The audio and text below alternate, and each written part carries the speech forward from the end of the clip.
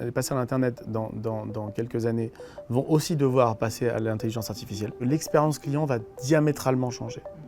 C'est-à-dire qu'en fait, on va arriver sur ce loger, ça sera connecté à des chats GPT, à ce que vous voulez. Ça ne sera plus la même recherche. C'est l'information qui va venir à nous, plutôt que nous qui allons chercher l'information.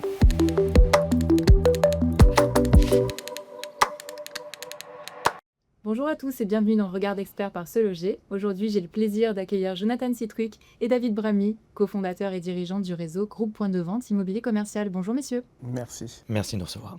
Ravi de vous recevoir. Alors on va évidemment parler de l'actualité du groupe et puis d'actualité du marché également pour avoir votre regard. Point de Vente, c'est évidemment un acteur leader et reconnu sur le marché parisien et en Île-de-France, sur le secteur de l'immobilier commercial. Et avec une approche qui se veut disruptive. On va en parler parce que c'est très intéressant. Alors, première question, au-delà du volume d'affaires, par exemple, quel est le moteur qui a permis au groupe Point de Vente d'évoluer et de grandir de manière significative depuis sa création? Depuis la création, on a toujours essayé de disrupter un peu le marché.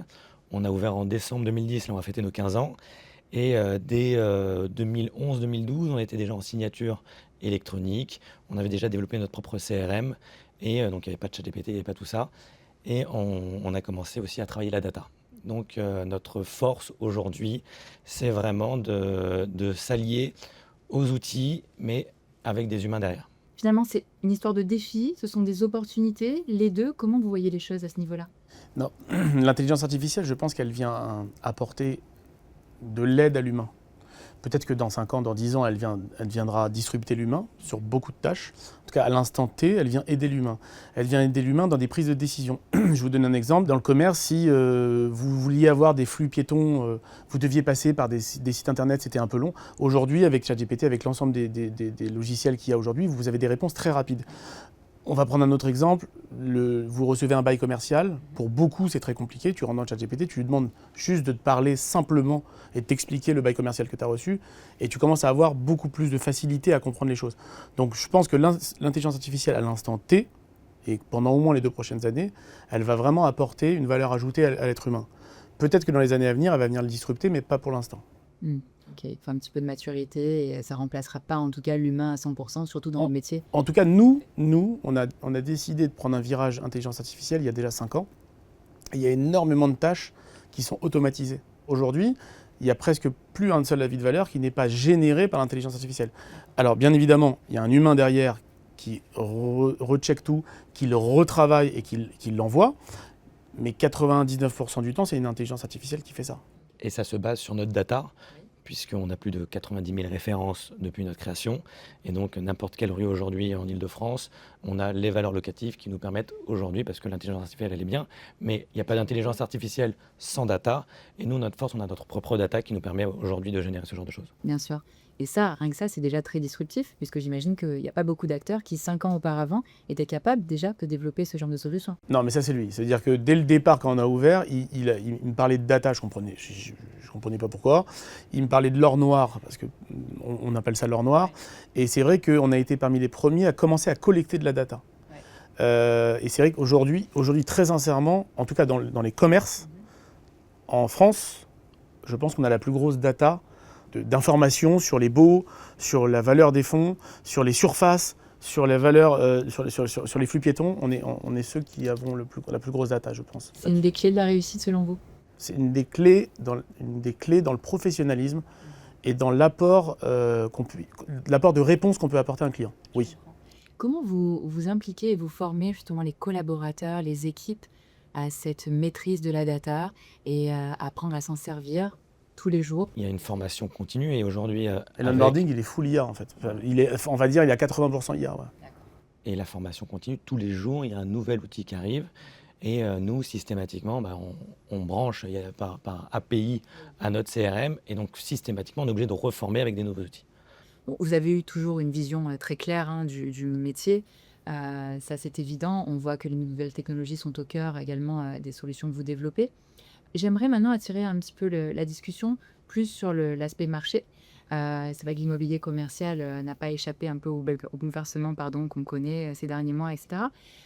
J'ai pu noter, et dites-moi si mon analyse vous paraît bonne, que le commerce de proximité, ce segment-là, était manifestement plus Allez-y. verrouillant. par rapport à d'autres segments. C'est assez intéressant, je trouve. J'aimerais vous demander quelle a été ou quelle est aujourd'hui votre stratégie, votre approche, justement pour accompagner cette cible-là, pour aider aussi peut-être les investisseurs à capitaliser sur ce type d'actifs plus solides que les Alors, autres. je vais laisser répondre Jonathan sur l'investissement et je vais vous répondre par rapport aux commerçants. Dès le début, on a considéré, on n'avait pas prévu de devenir agent immobilier. Et dès le début, on a compris quelque chose, c'est que l'agent immobilier, il n'est pas aimé. C'est connu, c'est pas nouveau. L'agent immobilier n'est pas quelqu'un qui a une bonne presse. Et on a voulu absolument être extrêmement rigoureux vis-à-vis des clients. Je vous donne des exemples. Aujourd'hui, s'il y a un conduit de cheminée qui est obstrué ou qui fonctionne mal, on va quand même, nous, essayer de vérifier avant de faire signer la personne. C'est-à-dire qu'en fait, depuis 15 ans, il y a énormément de transactions qu'on n'a pas fait parce qu'on pouvait potentiellement laisser quelqu'un prendre un risque. Donc ça, c'est la première chose. Et donc on est très proche des commerçants. On est très très souvent sur le terrain et on parle avec des commerçants. On est vraiment des gens de terrain. On aime le terrain, on aime le bitume, on aime parler avec des commerçants. Voilà. Donc les gens le sentent. Donc c'est pour ça que les gens aiment Point de Vente. Et concernant le commerce de proximité, en 2020, il a muté. Alors, il a muté plein de fois, hein, mais on va dire que là, depuis 5 ans, il a muté en 2020. Il y a eu énormément de gens qui se sont retrouvés à être chez eux, à pas sortir de chez eux. Et donc, quand tu sors pas de chez toi, tu vas chez l'opticien, tu vas chez l'opticien à côté de chez toi. Et en fait, on le voit, les commerçants nous le disent, et les chaînes et les enseignes nous le disent, aujourd'hui, ça fonctionne beaucoup mieux en banlieue que dans Paris. Pourquoi ? Parce que les loyers dans Paris sont beaucoup plus chers. Et le chiffre d'affaires est certes plus important qu'en banlieue, mais le ratio loyer-chiffre d'affaires est beaucoup plus intéressant en banlieue. Voilà. Sur la partie investissement, David il parlait donc du Covid, quand on a tous été enfermés. Le commerce a vraiment montré qu'il y avait une vraie résilience. La première chose que tout le monde a eu besoin une fois que le Covid était terminé, c'était de se retrouver dans un restaurant, c'était de ressortir faire les magasins, etc. Et donc ça a parlé aux investisseurs. Il y a eu un moment un restaurant bashing sur l'invest de murs de boutiques de restaurants. Et aujourd'hui, on a beaucoup plus d'investisseurs qui s'y intéressent. On va comparer investissement murs de boutique avec habitation. Les rentabilités, on commence, et ce que tout le monde recherche aujourd'hui, c'est une rentabilité. Habitation, on va être entre 3 et 5-6% selon si on veut du pari ou on va s'éloigner de Paris. Dans les murs de boutique, on va plus être entre 5 et 9% de rentabilité. Là-dessus, quand on parle de rentabilité, il faut regarder ce qu'on paye. En tant qu'investisseur, la taxe foncière va être à la charge du locataire, les charges vont être complètement à la charge du locataire, les garanties demandées vont être bien plus importantes que dans l'habitation. L'habitation, c'est 1 mois de dépôt de garantie. En matière d'immobilier commercial, on va avoir 3 à 6 mois de dépôt de garantie et en plus des garanties supplémentaires comme une garantie bancaire ou une caution solidaire qu'on ne peut pas avoir dans l'habitation. Et puis après aussi, en termes d'impayés, on a beaucoup moins d'impayés que de l'habitation. Et quand on a des impayés, le locataire a une propriété commerciale et va essayer de vendre son fonds de commerce ou vendre son droit au bail pour essayer de récupérer quelque chose que ne peut pas faire dans l'habitation. Et j'ajoute juste quelque chose à ce qu'il vient de dire, c'est que souvent on nous dit oui, mais dans le commerce, les commerces peuvent rester très longtemps vacants. C'est faux. Les commerces ne restent pas très longtemps vacants, ils restent très longtemps vacants quand les loyers sont disproportionnés. Mais un loyer cohérent au prix du marché, ça sort. Les gens ont une image des locaux avec des panneaux. Oui. C'est beaucoup plus visible qu'un appartement à louer. Un appartement à louer, on ne le sait pas. Et au-delà de ça, il y a eu une financiarisation entre 2018 et 2022, où il y a eu beaucoup d'acteurs, des SCPI, ce genre de choses, des institutionnels qui ont acheté des murs de boutique avec une certaine valo et qu'aujourd'hui ne veulent pas baisser les loyers parce que, pour les raisons que vous savez. Mais aujourd'hui, nous, si on veut parler un petit peu statistique, je sais que vous aimez bien ça, on est passé de 3 à 4 mois de délai de relocation. Donc, ça reste encore très, très, très appréciable pour tout investisseur. Raisonnable, oui, tout à fait. Merci pour votre analyse, monsieur. On va parler à présent de l'actualité du groupe Point de Vente, et elle est plutôt très riche, d'après tout ce que j'ai pu noter. Voilà, donc, on l'a dit, vous rayonnez historiquement à Paris, en Île-de-France, ça s'est bien établi. J'ai pu néanmoins constater qu'il y avait une envie de développement et des ambitions à ce sujet, développement donc, à l'échelle nationale, en province, donc j'aimerais bien que l'on puisse en parler, sans dévoiler tous vos projets, bien sûr, toute la roadmap, mais Voilà, j'aimerais bien qu'on parle aussi du lancement d'immeubles.fr, faire un petit point d'étape donc à présent, et que vous nous parliez également de tout ce que vous faites en termes de stratégie de diversification. L'hôtellerie est un segment aussi très stratégique pour vous, par exemple. Je vous laisse m'en dire quelques mots, s'il vous plaît.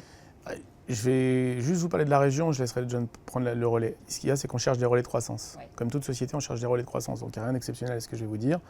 Et dans notre métier, les relais de croissance où il y en a quand même beaucoup, il n'y a pas beaucoup de monde.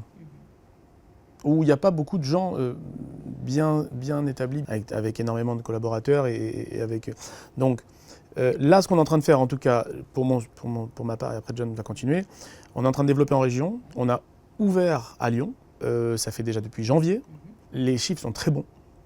On est rassurés parce que c'était pas anodin pour nous. Donc on est en train de prouver que le modèle est duplicable. Et à partir du moment où on est en train de prouver que le modèle est duplicable, on va commencer à développer dans d'autres villes, donc Bordeaux, Lille, idéalement Nice et peut-être Strasbourg. Donc d'ailleurs, j'en parle ici parce que s'il y a des chaînes ou des entrepreneurs de talent qui veulent nous aider à développer ça, on serait ravis de le faire. En tout cas, voilà, le modèle a été établi et prouvé à Lyon. Nous, sur le développement, on continue de lancer des nouvelles marques. On a lancé liquidationsjudiciaire.com parce qu'on avait un département qu'on avait ouvert en 2019 sur les procédures collectives et le redressement judiciaire, et qui était au sein du groupe Point de Vente. Mais là, on a voulu faire vraiment une marque dédiée, une marque forte, et là, dans toute la France. Donc là, on présente toutes les sociétés aujourd'hui, tous les commerces en liquidation judiciaire sur toute la France. Donc ça, c'est pour liquidationsjudiciaire.com. On lance à partir de début janvier restaurantvente.com parce que, pareil, on a à peu près, aujourd'hui, sur 300 appels jour qu'on a, on a entre 150 et 170 appels liés à la restauration, tout type de restauration. Ça va du coffee shop à la brasserie, à la dark kitchen, tout ce genre de choses. Donc aujourd'hui, proportion, et on n'a qu'un local sur 10 qui est équipé d'une extraction. On peut réellement faire de la restauration. Donc l'idée, c'est de lancer vraiment une marque forte là-dessus. Pareil, dans toute la France. Qu'est-ce qu'on a d'autre? Immeuble.fr qu'on a lancé il y a maintenant 3 ans, qui continue. Et on se positionne sur l'hôtellerie. Un 8e hôtel? Alors, cette année, on a vendu, ça va être notre 8e hôtel pour la fin de l'année. En général, c'est du 2 à 4 étoiles. On avait beaucoup d'investisseurs qui avaient commencé par le Airbnb, qui prenaient des locaux commerciaux, qui divisaient, et l'arrière, ils faisaient des Airbnb. Maintenant, ils se sont professionnalisés, ils sont passés de 1, 2, 3, 5 Airbnb. Donc, c'est de l'hôtellerie, mais horizontale. Et ces investisseurs sont venus nous voir en disant, l'hôtellerie horizontale, compliquée à gérer. On préfère de l'hôtellerie verticale, et donc c'est pour ça qu'on a développé ça. Là, on a un immeuble en cours qui devrait signer avant la fin de l'année à plus de 50 millions d'euros dans Paris. Donc c'est pour ça, je m'arrête là-dessus parce que quand même le département hôtel, c'est quand même... Très stratégique pour le coup. C'est très Ouais, stratégique, ça commence à être bien, ouais. pas en volume d'affaires, mais en volume de chiffre d'affaires. Alors justement, comment fait-on pour se développer tout en préservant son ADN? Pas passer par un réseau de franchise pour nous, on contrôle notre marque. C'est à de l'opportunité, ça veut dire que ça va être l'humain qui fait qu'on va se développer. Quand il y a 3 ans, maintenant 5 ans, pardon, Alitala est venu nous voir pour faire le département procédure collective. On ne voulait pas forcément faire des liquidations judiciaires. C'est l'humain qui est à chaque fois au centre de nos décisions. Alors je précise juste que Alitala, c'est parce qu'on ne sait jamais pour ceux qui ne le connaissent pas, c'est un des pontes de la liquidation judiciaire, qui avait 20 ans de liquidation judiciaire, qui travaillait dans une très très grande enseigne connue et qui a décidé de nous rejoindre pour lancer le département avec nous. On va parler un tout petit peu du partenariat avec Se Loger. Alors, au-delà de la visibilité que le site vous apporte, bien sûr, je parle de Se Loger Bureau et Commerce, comment voyez-vous l'évolution de ce partenariat? On a parlé data tout à l'heure et technologie digitale. Clairement, c'est notre ADN commun. Voilà, quelle est votre vision sur l'évolution de ces partenariats? Je pense que je vais laisser John répondre à cette question. Non. Plus sérieusement, je pense que les passerelles Internet dans quelques années vont aussi devoir passer à l'intelligence artificielle. Je pense que si en tout cas on reste comme on est, on va se faire disrupter. Je parle pour tout le monde. Oui. Et je l'ai dit dans une émission de radio que même pour moi, l'agent immobilier, dans quelques années, va se faire disrupter. En tout cas, l'agent immobilier tel qu'il existe aujourd'hui va se faire disrupter. Ouais, c'est sûr. Les passerelles Internet aussi, parce qu'en fait, on va avoir une expérience. En fait, ce que je pense, c'est que l'expérience client va diamétralement changer. C'est-à-dire qu'en fait, on va arriver sur Se Loger. Je pense que d'ici 1 an ou 2 ans, on devra nous connaître. C'est-à-dire que ça sera connecté à des chats GPT, à ce que vous voulez. Et tu vas arriver sur SoLoger, il connaîtra déjà toutes les... Et en fait, ça ne sera plus la même recherche. C'est-à-dire qu'avant, on cherchait, on flânait, on se baladait. Je pense que maintenant, c'est l'information qui va venir à nous, plutôt que nous qui allons chercher l'information. Voilà. Donc ça, c'est le premier point.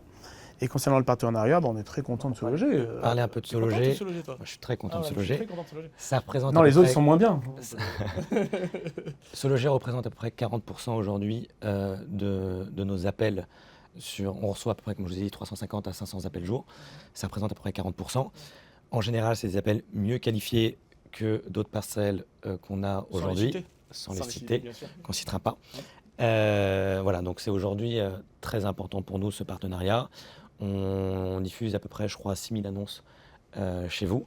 On va en diffuser beaucoup plus, puisque maintenant qu'on ouvre à la France, on va continuer de développer nos mandats.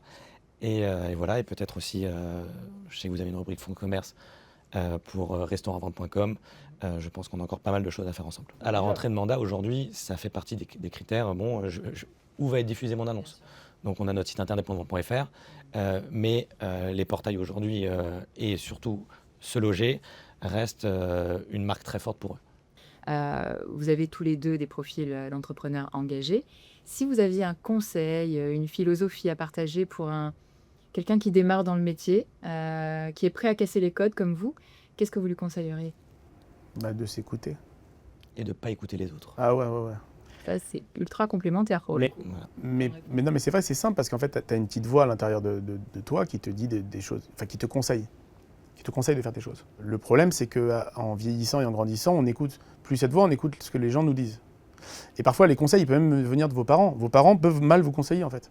Donc vraiment, s'écouter et se faire confiance. Mais au pire des cas, tu pourras regretter de t'avoir écouté ta propre vision et ton intuition. Mais de ne pas avoir fait quelque chose. Et surtout pas attendre, parce que systématiquement, pas attendre. On fera ça l'année prochaine, c'est pas le moment, c'est jamais le moment de se lancer. Nous, quand on a démarré en 2010, tout le monde nous a dit oh là là, attention 2010. On nous a dit, vous allez vous lancer dans des commerces, c'est un marché... en 2010, on est en plein... Non, oui, mais on était en pleine crise immobilière. C'est-à-dire que 2008, c'était les subprimes. 2010, on n'avait pas beaucoup de moyens. Ça veut dire qu'on en a beaucoup maintenant? Ouais, on commence à avoir un peu plus d'argent. Enfin, pas trop, parce qu'après, sinon, ils vont négocier. Mais non, on n'avait pas... Non, mais et disons que... Donc, non, faut vraiment s'écouter. Et pas attendre. Voilà, il n'y a pas de best timing pour se lancer. Le meilleur moment pour se lancer, c'est maintenant. J'adore ce conseil, très bien. Et bon, on va en finir là-dessus, messieurs. Merci en tout cas de nous avoir apporté votre éclair. Avec plaisir, merci de nous avoir reçus. Merci à tous et à très bientôt pour une nouvelle édition de Regard d'Expert par SoLoger.